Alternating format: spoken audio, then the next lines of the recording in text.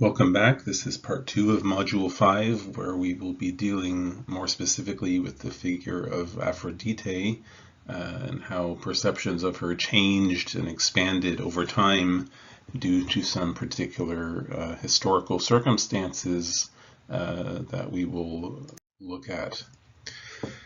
Now, what we need to understand is that the evolution of a figure like Aphrodite, as is the case with many other deities in the Greco-Roman world, has a lot to do with the emergence of the Hellenistic period. So this is a historical era between about the 4th century to the 1st century BCE, and it begins with the conquests of Alexander the Great of the ancient Near East. So it's well known that the ancient Greek city-states, especially Athens and Sparta, engaged in a number of conflicts with the Persian Empire in the 5th century. But by the 4th century, the kings of Macedon, both Alexander's father Philip and then Alexander himself, came up with the idea of basically avenging those Persian invasions of the Greek world by launching a campaign against Persia itself. Now, their timing was good because Alexander struck the Persian Empire at a particularly weak moment and ended up really bringing it to an end. Now, without getting into the debates about what was Alexander's ultimate purpose in these conflicts, what happens is a series of Greek kingdoms are set up in what was formerly the ancient Near East, where there wasn't a substantial Greek presence. Now, this happens because when Alexander dies, his generals end up carving up his empire, which had extended from Egypt to India. They fight with each other in a series of wars of succession, people like Seleucus and Ptolemy and others. And in the end, a number of smaller kingdoms are created, particularly in Egypt and Syria, Mesopotamia, and we refer to these as Hellenistic kingdoms. Now, for some of these Greek rulers in the Near East, some of them sought to integrate the local population with the Greek culture and customs that they were importing and imposing on their subjects. Others took a more assimilationist approach. But ultimately, what happens, regardless of either of these policies, is the cultures blend with each other. So we refer to this as syncretism, the mixing together of previously, I mean, none of these cultures were entirely separate from one another to begin with, but the context of the Greek colonization of the Near East after Alexander's conquests led to the creation of more kind of hybrid cultures, and this extends to things like religion and mythology. And one of the things that we start to really observe in this process is the comparison of the different pantheons. So people from, say, a Greek background have their gods and goddesses, but then they look at the gods of Egypt or Syria and say, well, you have a sky god and you have a earth goddess, and so do we. So there's an assimilation that happens where people start to understand these gods and goddesses from different cultures as really the same deities who are simply known by different names. And this becomes a very widespread phenomenon as these cultures come into conflict, the equations and equivalencies that are made, and the comparisons across the different religious and mythological cultures. So this map simply illustrates the situation in the Hellenistic world in the 2nd century BCE, whereas just before Alexander's death, his empire would have encompassed all of this territory from Macedon to the Indus River. But after his death and through the various successor kingdoms, we have a kind of patchwork of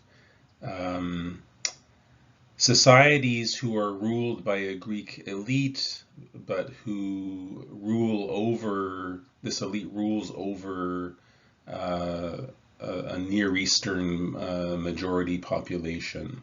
And it's so in this context that the cultures start to blend with each other in very interesting ways.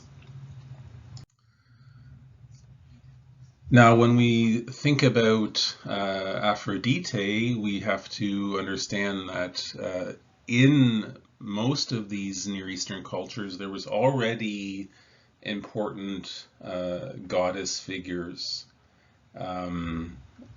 And one of them in particular becomes a kind of hybrid, universalized sort of deity that takes on characteristics of not only Aphrodite herself, but Cybele and Demeter, as well as Ishtar and various other Near Eastern goddesses. One name for her is Atargatis in Syria. And in Syria itself, in the ancient period, there was a very long history of goddess worship, a goddess who was often just referred to as Balat, the mistress. And in some of the iconography, she has associations not only with the sea, but also creatures of the sea, so fish are often present in imagery associated with her. So the idea is that people started to imagine this goddess as being known by different names throughout the Mediterranean and ancient Near Eastern world. And in this instance, she ended up being known by a kind of more generic designation as simply the Syrian goddess, but it was implied that included characteristics from all kinds of other localized deities. Another figure that's blended into this mix, I already mentioned her, but Cybele, she's ultimately a deity from Asia Minor, which is modern-day Turkey. Another name for this region is Phrygia, so that's why you have this term, the Phrygian goddess. And there she was known by different versions of her name. In Lydian, which was a local language in Asia Minor, she was called Kuvana. In another dialect, she was called Matar Kubaleia, that's Mother Cybele. And it's interesting to note that Cybele is an example of a goddess who was deliberately adopted into the Roman pantheon. This sometimes occurred periodically if the Romans felt a kind of urgency that wasn't being addressed by the existing gods. They would integrate another deity into their existing collection of gods. So Cybele is an example of this, and in Latin she's sometimes referred to as Magna Mater, the Great Mother.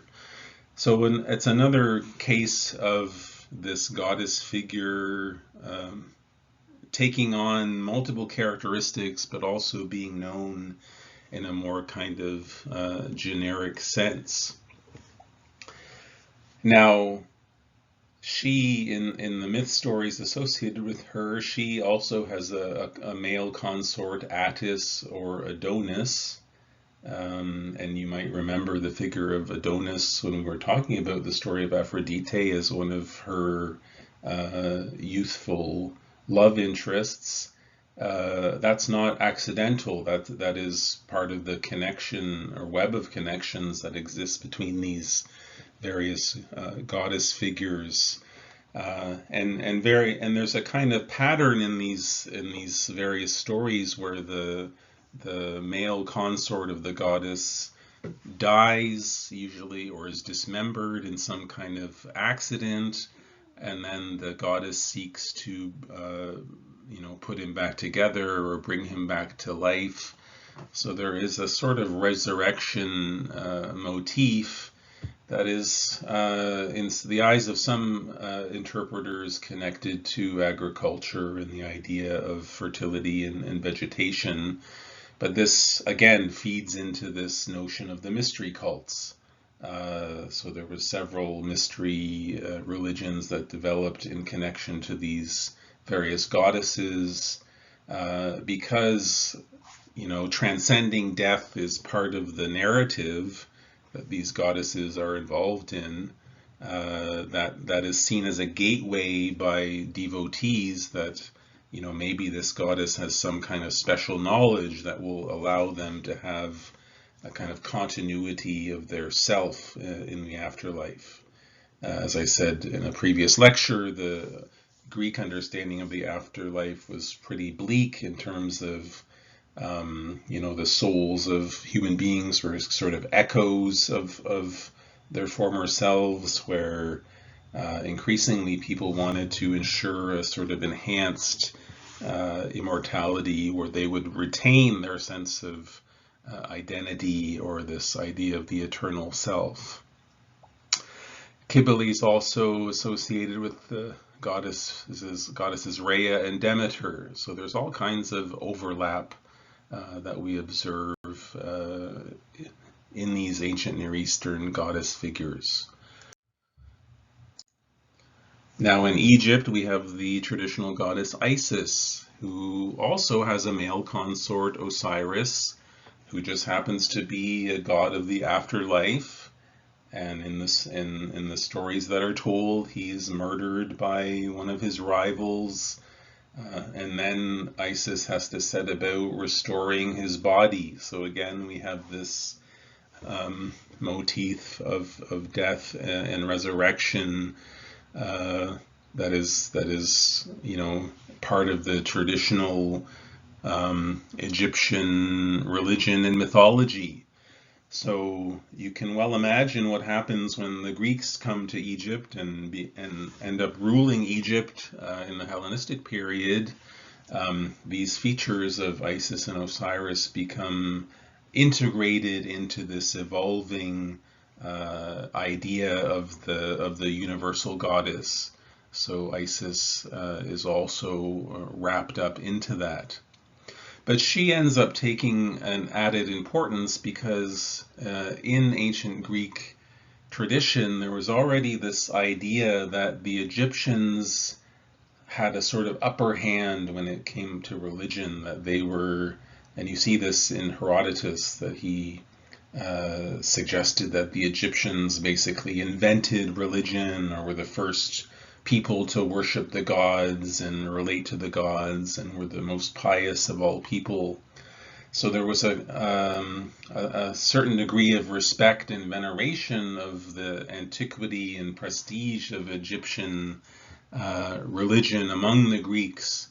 So this plays into the fact that Isis, when she is integrated into this larger goddess kind of collective, she ends up playing a more dominant sort of role. So what we end up seeing, moving now to the 2nd century of the Common Era, so this is beyond the Hellenistic period, although arguably all the same kind of cultural and intellectual trends are only continuing into the Roman Empire. We have a hymn written in Greek by someone named Isidorus, The name itself means given to Isis, so they are a kind of priest of Isis or devotee of Isis. So we have a hymn in Greek dedicated to an Egyptian goddess. So that's a perfect example of the kind of syncretism I was describing, where different cultural and religious traditions are blending together. But the way Isidorus describes Isis is kind of remarkable.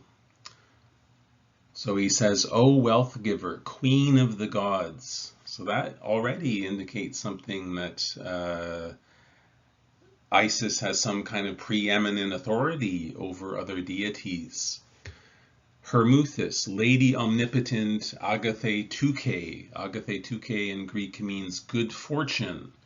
And one of the main issues involved in the veneration of the sort of universal goddess, and one of the things that people in this time period were worried about, was the power of fate, because they didn't feel they had a sense of free will and self-determination. They often believed that everything was preordained, and that they were subjected to the kind of whim of fortune.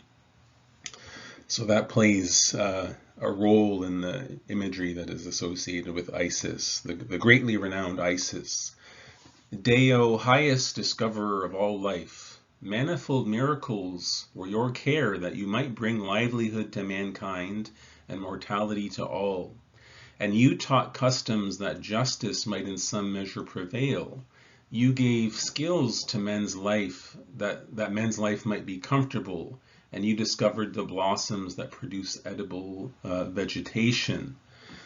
So once again, we have this idea of a deity assisting in the development of humankind. She provides knowledge of agriculture, which leads to the further development of human civilization. So the goddess here is absorbing those sorts of responsibilities and characteristics. But Isidorus then says, because of you, heaven and the whole earth have their being. So that's another kind of extraordinary statement. Because of you, heaven and the whole earth have their being. That really amplifies the level of her power. And the gusts of winds and the sun with its sweet light, and by your power the channels of the Nile are filled, every one at the harvest season, and its most turbulent water is poured on the whole land, that produce may be unfailing. So Egypt was really the breadbasket of the ancient Mediterranean world, and the agricultural cycle associated with the Nile was extremely important. So this was one of the great gifts of Isis to ancient Egypt well into the Greco-Roman period. But in this part of the hymn, we're certainly seeing that Isis is really been elevated on the kind of divine register as a figure that transcends a lot of other conventional god and goddess figures. Now in this next part, Isidorus goes even further, extending the sense of the universal identity of the goddess Isis. He says, all mortals who live on the boundless earth, Thracians, Greeks, and barbarians, express your fair name, a name greatly honored by all, but each speaks in his own language in his own land. So here's this idea of, this goddess is known by all the different cultures of the ancient world, that they just call her different things. But now what people have realized in the Hellenistic period is that all of these names refer to the same transcendent power. So he explains, the Syrians call you Astarte, Artemis, Nanaya. The Lycian tribes call you Leto the Lady. The Thracians also name you as Mother of the Gods. And the Greeks call you Hera of the Great Throne, Aphrodite, Hestia the Goodly, Rhea, and Demeter. So Isidorus goes through this whole index of different cultural traditions and names for the goddess that are known throughout the world. But a special place is given to Egypt. He says, the Egyptians call you Theuus because they know that you, being one, are all other goddesses invoked by the races of men. So Isidorus really takes it to the next level here by saying, yes, you are known by different names throughout the different cultural groups and societies of the ancient world, but because Egypt has this special prestige as the most ancient religious culture, we kind of know you by your true identity as the goddess Isis, and all other goddesses, not simply certain types of goddesses, all other goddesses are equivalent to the all-powerful figure of Isis. Now, it's also interesting to note how Isidorus understands Isis's power and jurisdiction. So in this next passage, he says, "Mighty One, I shall not cease to sing of your great power, deathless Savior." Now this vocabulary of Savior, this is well known in the Hellenistic period. The Greek term for Savior, soter, was often used by the Hellenistic kings to describe themselves as protector of their subjects and the one who guarantees their security. And many of the Hellenistic rulers developed ideas of divine kingship, so they either thought they were descended from gods or gods themselves. So it's not surprising that this imagery of Savior and the idea of salvation would play a role in a universal deity like the goddess Isis. So here she's called the deathless Savior, many named, mightiest Isis. But what is her power? Like, what does she really do for people? Well, Isidorus explains, saving from war cities and all their citizens, men, their wives, possessions, and children. As many as are bound fast in prison in the power of death, as many as are in pain through long anguish, sleepless nights, all who are wanderers in a foreign land, and as many as sail in the great sea in winter, when men may be destroyed and their ships wrecked and sunk. So this is very interesting. The sort of demographic and portion of the population that Isis, this all-powerful deity, is said to be particularly interested in. It's not the kings and the rulers and the generals and the armies. She's not this goddess who goes around conquering the world, even though she's all-powerful. But as Isidorus says, she is interested in the victims of war, in women and children, in prisoners, in those who are suffering and homeless and victims of shipwreck. So the sorts of people that she is responsible for are the kind of disenfranchised, vulnerable, suffering population of the ancient world. So that is very different in terms of the kind of people that ancient deities were typically thought to sponsor. There was usually a connection to power and rulership and military prowess. There's something very different going on here, and I don't think it's coincidental or accidental that you have in the 2nd century this goddess figure who's described as a savior and as caring for prisoners and children and people who are suffering and strangers. that is not that different than another savior figure that is also being talked about in the same time period.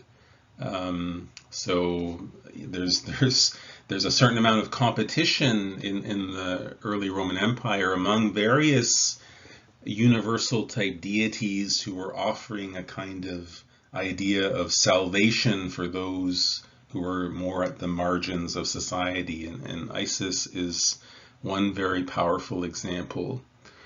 So Isidorus ends by saying, "Hear my prayers, O one whose name has great power. Prove yourself merciful to me and free me from all distress." So I showed this slide in a previous lecture, but I think it's worth repeating that by the early Roman Empire, so by the 2nd century especially, you had this very well-developed idea that there was a universal mother goddess. Again, known by different names. Some places she's Aphrodite, some places she's Isis, some places she's the Syrian goddess, but all of those identities and qualities and jurisdictions end up bleeding together and being melded into this hybrid notion of a kind of all-inclusive super deity who's and that leads to in some ways to a kind of monotheism where if there's only one deity who's known by many names, then there's only one deity. But as I said, this is a more open-ended and kind of inclusive model than other options from the ancient world, who also promoted an idea of a universal deity, but in a far more restricted and narrow sense. Now we get a rather remarkable testimony to the power and influence of the Syrian goddess from a famous work of Roman literature. This is the Golden Ass by Apuleius. This is the only surviving complete ancient Roman novel.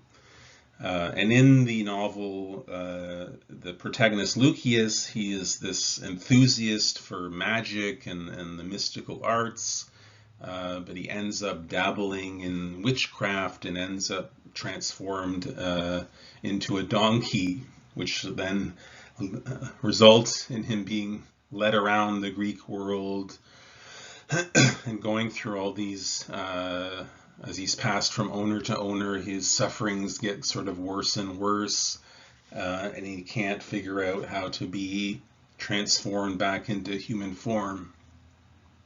Now, ultimately, when he thinks that things really can't get any worse, and that he's probably going to die in this transformed state, he kind of surrenders himself and prays to the universe for deliverance from his condition.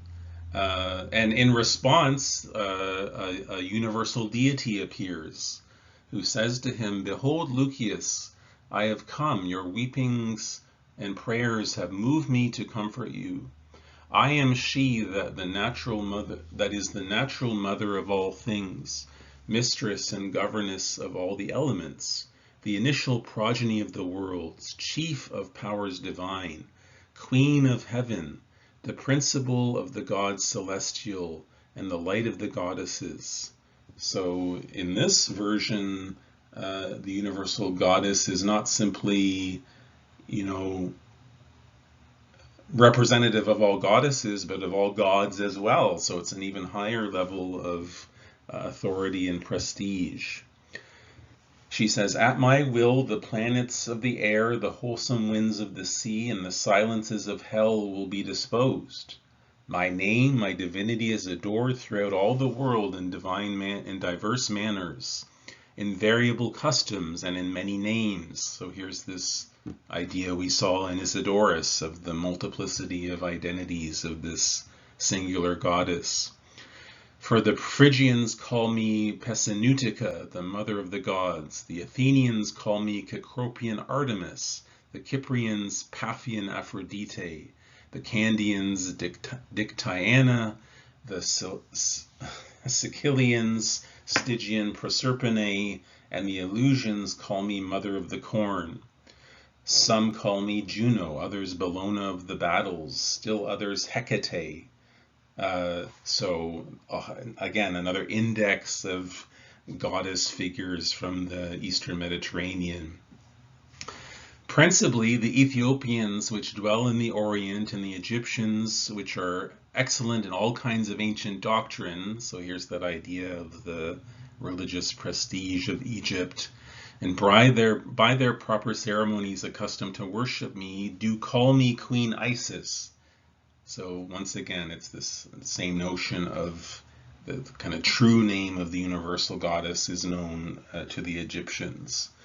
Behold, I have come to take pity on your fortune and tribulation. Behold, I am present to favor and aid you. Leave off your weeping and lamentation. Put away your sorrow. For behold, the healthful day which is ordained by my providence. Therefore, be ready to attend to my commandment. So ultimately, what happens next is, yes, Isis can deliver Lucius from his beastly state and offer him a kind of redemption and salvation, but it comes at a price. He has to completely devote himself to her for the rest of his life. So that involves being initiated into her mysteries. So, here too we have the idea of the mystery cults playing an important role. But the fact that this is really the culmination of the storyline of a very important Roman novel written in Latin by a North African author who sets his novel in kind of rural Greece, that really illustrates just how far and widespread this idea of the universal goddess had gotten in the 2nd century, that people are kind of reflecting on her power and identity in all kinds of different corners of the Greco-Roman world. So we'll stop there, but the case of Aphrodite really gives a powerful example of how much the idea of a particular deity can change over time, but also this very important trend in the Hellenistic and Roman period of assimilation of deities, which means combining their myths to create new myths, and combining their imagery to create new imagery, even renaming themselves. I talked about Isis and Osiris. Well, in the Hellenistic period, Osiris was known as Serapis because he was blended with some other gods and took on their characteristics. So none of these figures has a kind of static unchangeability, even though that's in the kind of Judeo-Christian notion of God as this unchangeable supreme being. It's kind of the ultimate sense of cosmic stability. When we look at the evidence and the testimonies about these different understandings of these mythological figures, it's likely that people from one time period wouldn't necessarily recognize some of these deities from a different time period because they've changed often quite substantially. So that too is part of the ongoing reception and reinterpretation and evolution of myth over the course of time. So we'll continue to look at other examples of that as we move forward into future modules.